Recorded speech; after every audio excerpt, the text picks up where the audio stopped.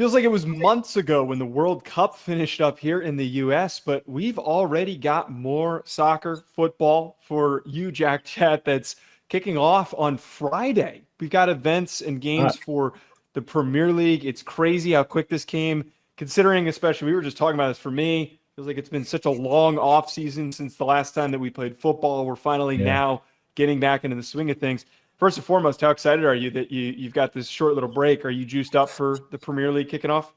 Yeah, do you know what? After the World Cup, I was all footballed out. I couldn't think of anything worse than talking about football. But it's amazing what 3 or 4 weeks does. I'm ready for the new season. The transfers have been coming in. The teams look exciting again. And we are so ready for what is going to be yet another crazy season, I think, in the Premier League. There's lots that we are going to get to for this upcoming season, and we're going to be recapping, predicting every single week here on the Sports Geek channel. Make sure you subscribe so you don't miss out on future content. Hit the like button on this video as well. And also make sure to go on over to thesportsgeek.com to sign up for the Beat the Geek contest to see if you can pick better than our AI platform that predicts games every single day. Doesn't cost anything to sign up, and the winner gets an NFL trip for two. All right, Jack, let's help people get caught up with everything that's happened with the Premier League. They've maybe been distracted by the World Cup, and they don't know maybe some of the biggest headlines coming into this year. Let's start with your best and worst signing that happened in the Premier League that you think could really shape this upcoming season. Well, when I think about all of the transfers that have happened in the last couple of weeks, there have been some mega signings. Your Guimaraes to Arsenal. Arsenal have just signed Konsa as well. Chelsea have been spending money like it's nothing, as per usual. But I want to look at some of the teams that potentially are trying to break in to another group, like Everton, who last season, they were only 3 or 4 points away from a European spot. They started the season so well, but they didn't finish it quite as well. And in a season where I think it's probably going to be Moyes' last season, one last push before he needs to hand over the mantle, because he's had his day. He's come back. He's done really well. Grealish is not going to be there anymore. But with a signing like Hayden Hackney, who's come from the Championship, he reminds me a bit of as a young Englishman, he reminds me of that kind of transfer path, like a Mason Mount coming through from Derby to Chelsea, or like a Dele Alli coming from MK Dons to Spurs. Hayden isn't that quite that advanced as a template. He's a bit more of a sitting midfielder, but he's the type of midfielder that I think could transform Everton in the very transitional team that they are. I think he could really help them as a young Englishman. And it's a kind of name that I think in 12 months' time, in 18 months' time, everyone's going to be going, oh, well, we always knew he was going to come through, like Mason Mount did and like Dele Alli did. I think it's a great price for a young English player coming into the Premier League. He got, I think it was around 10 goals and assists last season. So he's not a massive provider, but he knows how to progress the ball. He knows how to turn from the defence and play the ball forward, which I think when you lose Idris Gueye, he's gone to the Saudi League from Everton. I think they know how to win the ball back, that Everton team. They're a very well-versed defensive team. I think Hayden will be able to add something to that team to, give the attackers something to play on. And yeah, I think it's a great signing, worth the money, good value for money. It's a player that's going to transform Everton. And if we had to look at maybe a worst signing that you think could be just to not get the return that the team that signed him was expecting, who do you think that would be? I think it's always hard to suggest someone's going to be a bad signing, but I think if history tells us anything about £100 million signings, then it should tell us a little bit about how Morgan Rogers and Elliot Anderson could be perceived this season. Of course, top 6 clubs paying ridiculous money for players, and especially because they're English, which overhyped is thrown around with English players in the Premier League. I don't think they are bad players. I think they're going to have great seasons, but perhaps not £100 million seasons. I think Enzo Fernandez and Caicedo, when they signed for Chelsea, they were looked at as overhyped and not value for money, which I agree with. I think spending 100 million nowadays, it just doesn't get you what it used to. I think realistically, these are 60, 70 million pound players. And although they have kind of fulfilled their value, they are still looked at as not worth the money. And so I would potentially say, without saying players are going to be bad, because I think they're going to have great seasons under Xabi Alonso, like Morgan Rogers alongside Cole Palmer under Xabi Alonso sounds like an absolute match made in heaven. However, for 170 million breaking the English record, I think it's a little risky to pile that pressure on such a young Englishman, and Elliot Anderson being the same in that Man City team who are going for a transition. So that's who I would say might underwhelm slightly, but still have great seasons.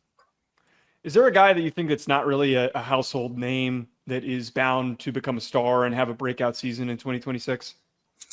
Yeah, I think Manzambi, who's just signed for Aston Villa, who isn't a household name at the moment. You might have heard of him at the World Cup, and he had a fantastic tournament. I think he got injured before they could play against Argentina at that stage. But everyone knew at this stage, this is a young, talented player.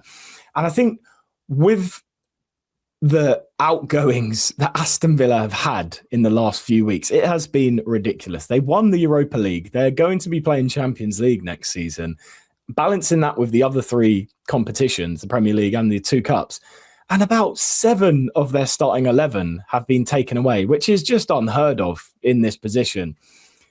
Blame FFP and the Big Six Super League stuff all you like. But aside from that, I think to replace someone like Morgan Rogers who's gone to Chelsea, you need a young and exciting player. And I think Manzambi will be that player. That's not to say I think Aston Villa are going to have as good of a season as they had last season. I think they will struggle with everything that has happened and with all the outgoings. However, in a tough time, in a season where, they're just going to take what they get, I think Manzambi is a fantastic signing. And I think he's really going to be exciting. He's going to be a bit of a breakout star this season. Relegation is obviously a very critical aspect of European soccer and the Premier League. What do you see? Who do you see as the best candidates to get relegated by the end of this year? Well, I think the obvious choice is Hull City. They're going to get mauled, if you'll pardon the pun, because it was a miracle that they even got into the Premier League last season. Them winning the playoffs was fantastic for the Hull fans. Great to see them back. But there could be a bit of a Derby County worst ever Premier League side thing going on here, because I'm pretty sure they had like the 19th worst defensive XG in the Championship last season.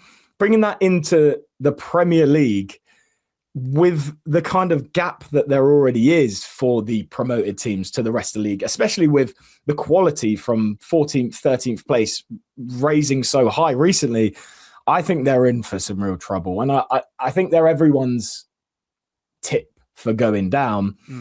The boss, the owner is saying we're going to spend 200 million. And I think they've made a couple of signings, but no one of note that's really like Sunderland did last season, where they spent 400 million and they got Europe. You have to do that now when you join the Premier League and risk that kind of points deduction just to stay in the league, because Hull, I think, are your favourites to go down. If you want a bit of an outsider's shout, I would say people are tipping Fulham for a bit of a turnover season. Even Newcastle lost core players in their group, lost their long-term managers. Fulham and Newcastle could be ones to tip around the bottom. But for sure, the newly promoted sides like Hull, I think it's game over from week one, especially against Man United. Now, if you had to pick a team that was recently promoted that you think is the best shot to stick around, who would that be?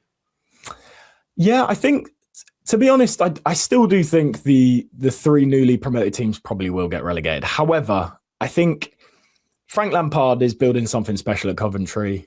I do think even Lampard's connections to Chelsea potentially linked to Mudryk and a Chempong from Chelsea, who are 2 high-quality players. So if Coventry can bring them in, the Sky Blues would be a different level next season. And I think they are doing more transfer business, and so are Ipswich compared to Hull.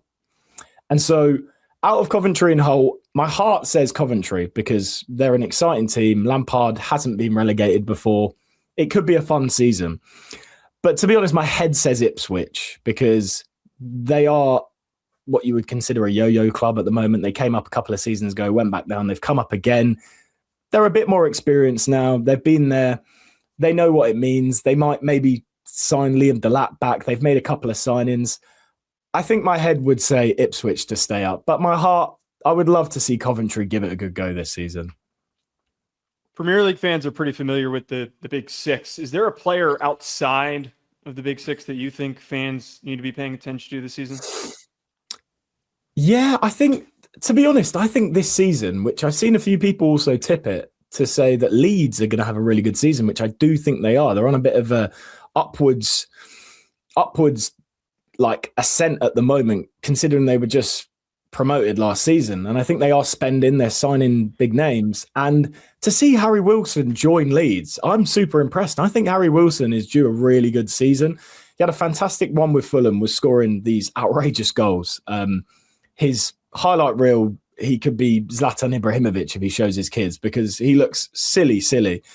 But I think he's due a more consistent season. I think with Leeds, going to give it a go. They've made some really nice signs. They've got Trafford in goal now. They've been spending big. I think they're going to have a top half push this season, even maybe knocking on the door for a European spot. And if there was a type of player to really consolidate that and give it a go, it would be Harry Wilson. And he's in his prime. I think he's 28, 29. He's perfect age for it. I expect Harry Wilson to have a really cool season. And, you know, outside the top six, everyone expected him to join a top six club. So for him to join Leeds, that's really exciting, I would say. All right, let's deliver a prediction here to close things out, Jack. We're looking at odds for the Premier League this upcoming year to win it. Arsenal leads at plus 105, and Man City at plus 290 is in second, right behind them. Who is going to be your pick to win the Premier League? I mean, it's a little bit underwhelming, but I do think Arsenal are head and shoulders above everyone else this season. I think so many teams are going through transition. I think there is some potential. I think there is some potential for Chelsea and Liverpool to come out of nowhere. They've got the teams there. It's what the manager does with the teams, and I wouldn't write them off. Manchester City, of course, if Rodri stayed, I would say they would definitely be challenging Arsenal. They are the next best candidate for sure. But with Rodri gone now, Enzo Maresca had his ups and downs with Chelsea. I think really it is Arsenal's to lose this season. And I know a lot of us said last season Arsenal won playing rugby, playing from set pieces, bundling the ball into the goal. But they are just, everyone else's ceiling is their floor. And the fact that they are reinforcing their squad, which was already ridiculous last season. They've signed Bruno Guimaraes and signed Eric Konsa already, who gives Declan Rice and Saliba a rest for the whole start of this season until the international break. It gives me high hopes that they're going to be, well, not high hopes for me because I'm a Chelsea fan, but it gives me high hopes for Arsenal fans that all four competitions are going to be given a go this season, and especially in the Premier League. It's hard to look past them unless something dramatic happens. Well, it's certainly going to be an exciting season. And again, so you don't miss out on all the great content that we're going to be putting out here on the Sports Geek, go hit that subscribe button, hit the like button on this video, and let us know in the comments who you think is going to win the Premier League this season. Lastly, going over to thesportsgeek.com and to sign up for the Beat the Geek contest. Again, it is free to sign up. Go sign up over at thesportsgeek.com. We'll catch you later.